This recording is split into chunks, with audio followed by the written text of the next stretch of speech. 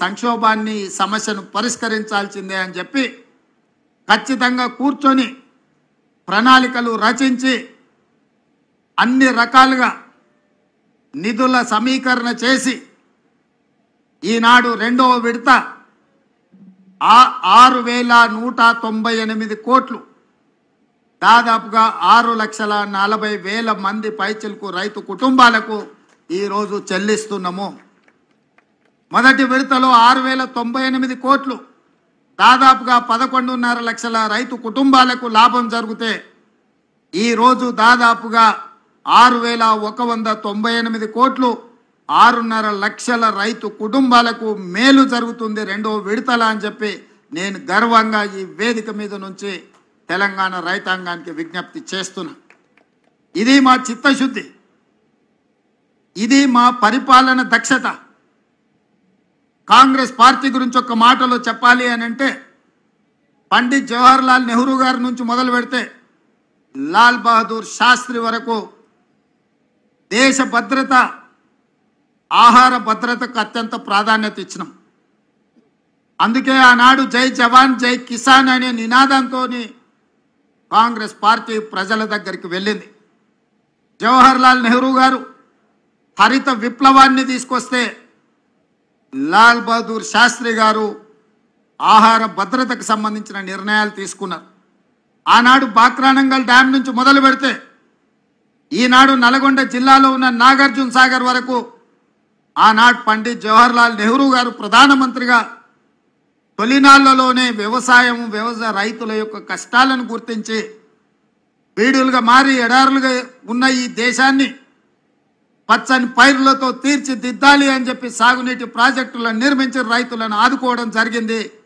వారి వారసులుగా శ్రీమతి ఇందిరాగాంధీ గారు పేదలకు అప్పు పుట్టాలి అని అంటే పెద్ద పెద్ద వ్యక్తుల దగ్గర అప్పులు తెచ్చి బానిసలుగా మారుతుంటే బ్యాంకుల పేరు మీద ప్రైవేటు వ్యక్తుల చేతుల్లో ఆర్థిక వ్యవస్థ మొత్తం బందీ అయి ఉంటే బ్యాంకులను జాతీయీకరణ చేసి పేద రైతాంగానికి తక్కువ వడ్డీలతో రుణాలు ఇచ్చే విధంగా శ్రీమతి ఇందిరాగాంధీ గారు బ్యాంకుల జాతీయీకరణ చేసింది. ఆ తర్వాత అధికారంలోకి వచ్చిన కాంగ్రెస్ పార్టీ శ్రీమతి సోనియా గాంధీ గారు, శ్రీ మన్మోహన్ సింగ్ గారు ఆహార భద్రత చట్టాన్ని తీసుకొచ్చి ప్రతి పేదవాడి ఆకలి తీర్చాలి, రైతులకు ఉన్న అప్పులను తీర్చాలి అన్న ఆలోచనతోని 72,000 కోట్ల రూపాయలు ఏక మొత్తంలో ఈ దేశంలో రైతు రుణమాఫీ చేయడం ద్వారా రైతాంగం పట్ల కాంగ్రెస్ పార్టీకి ఉన్న చిత్తశుద్ధిని వారు నిరూపించుకున్నారు.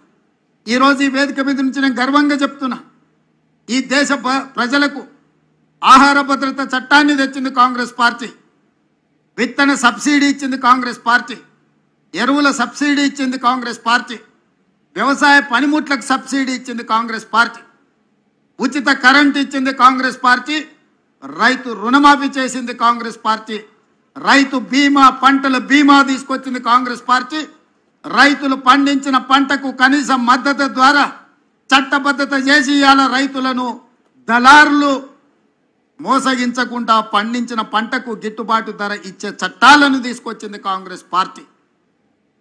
వారి వారసులుగా ఈరోజు రాహుల్ గాంధీ గారు మేము సెప్టెంబర్ 17, 2023 నాడు తుక్కుగూడ రంగారెడ్డి జిల్లాలో రాజీవ్ గాంధీ ప్రాంగణంలో శ్రీమతి సోనియా గాంధీ గారు 6 గ్యారెంటీలను ఇస్తే ఆ 6 గ్యారెంటీలను అమలు చేయడానికి నా సహచర మంత్రివర్గ సభ్యులందరూ కూడా సంపూర్ణంగా నాకు సహకారాన్ని అందించి అండగా నిలబడ్డారు. కాబట్టి ఈరోజు మళ్ళీ 6,198 కోట్ల రూపాయలు రెండో విడత రైతు రుణమాఫీ ఈ వేదిక మీద నిలబడి నేను చేయగలుగుతున్నాను.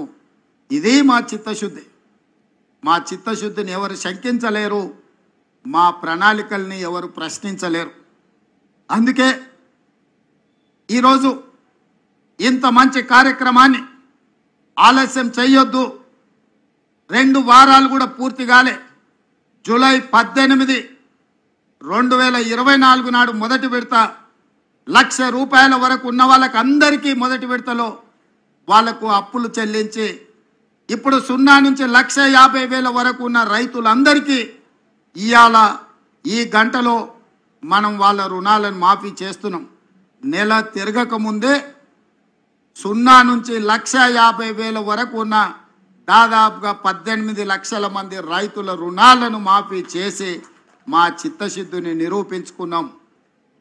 ఇక 0 నుంచి 2 లక్షల వరకు ఉన్న రైతు రుణమాఫీని ఆగస్టు నెలలో చేసి ఆగస్టు నెల రైతులకు దేశానికి ఎట్లయితే స్వతంత్రం వచ్చిందో, పరాయి పీడనలో విముక్తి కలిగిందో, బ్యాంకుల నుంచి అప్పు రుణ విముక్తులను చేసి స్వేచ్ఛ జీవులను రైతులను చెయ్యాలనేదే మా ఆలోచన. జూలై నెల, ఆగస్టు నెల చరిత్రలో లిఖించదగిన నెలలు. నేను